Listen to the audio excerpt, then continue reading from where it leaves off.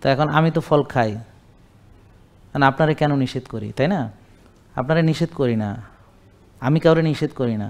আপনার রেজাল্ট দেখে আপনি নিজে সিদ্ধান্ত নেবেন যে আপনি ফল খাবেন কি খাবেন না।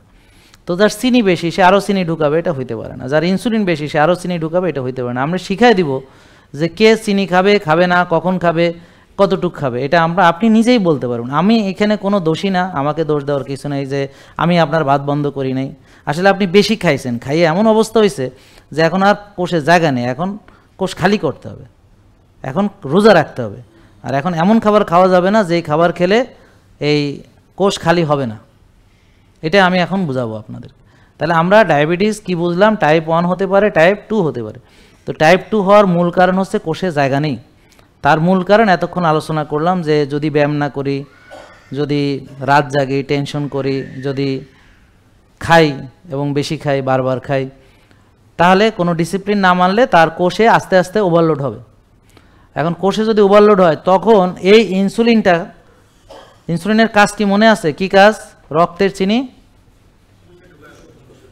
সবাই আবার বলি ভুলে গেছি মনে হয়, বলেন ইনসুলিন।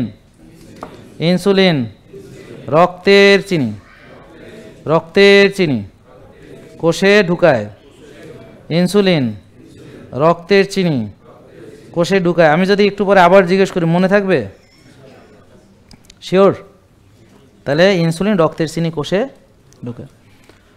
এখন আমি বললাম ইনসুলিনের অভাব থাকলে ডায়াবেটিস, কিন্তু ওই যে বললাম ইনসুলিন যদি কাজ না করে তাহলে ডায়াবেটিস হবে। এখন কাজ করতে পারে না কেন? পরিবেশ নাই। তাই পরিবেশ নাই কেন?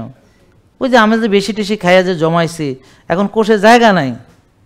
এখন কোষ বলতেছে যে ভাই তুমি আর খাইও না, তুমি আর খাইও না, কিন্তু আপনি তো খাইয়ে যাচ্ছেন। এখন এই যে এত যে চিনি, এত যে ভাত রুটি যা যে খাইতেছেন, এটা যাবে কই? কোষে চর্বি হিসাবে জমবে, জমতে জমতে তো একটা লিমিট আছে না সব কিছুর। তো যখন লিমিট ক্রস করবে তখন এই কোষ ইনসুলিনকে বাধা দিবে, বলবে যে তুমি এই দরজাও খুলো না, চিনি আইনে না, তুমি গেট লক করে দাও। বুঝতে পারছেন? তা এখন সে গেট লক করে দিবে। গেট লক করলে এখন রক্তের চিনি তো ফাটদার, আপনি তো খাওয়া তো বন্ধ করেন না, চিনি তো আসতেছে।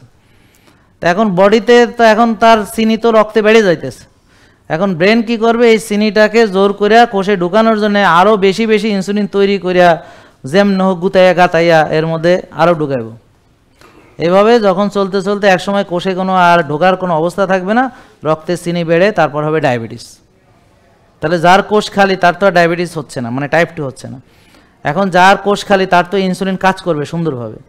তাহলে ইনসুলিন কাজ করতে পারছে না যে কোষে জায়গা নেই বলে। বলেন ইনসুলিন কাজ করতে পারছে না কোষে, বলেন কোষে জায়গা নেই, কোষে ওভারলোড। কোষ ইনসুলিনকে বাধা দেয়।